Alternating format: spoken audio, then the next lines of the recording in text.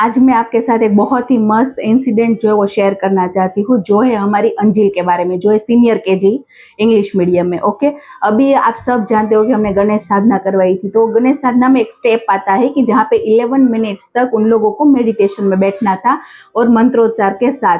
तो अंजिल जो थी उसका परफॉर्मेंस जो था वो सच में मतलब आउटस्टैंडिंग था। वो पूरे ग्राउंड में 200 जितने बच्चे थे, तो वो 200 में से सिर्फ एक अंजिल ही ऐसी थी कि जिसने मतलब कंप्लीटली 11 मिनट्स तक उसके साथ, उसका एक लिरिक्स होता है, लय होता है, तो उसके साथ मतलब पूरा उसने मेडिटेशन जो है वो कंप्लीट किया। तो पीछे जो है मैं उसका वीडियो आपको दिखा रही हूँ कि जिसकी वजह से मतलब क्या हुआ, वो पूरे ग्राउंड समय શરૂ થતા હતા તો ઓમ ની સાથે જ એમનું ઓમ શરૂ થાય, વક્રતુંડાય ની સાથે જ એમનું વક્રતુંડાય શરૂ થાય અને હુમ ની સાથે એમનો જાપ પૂરો થાય।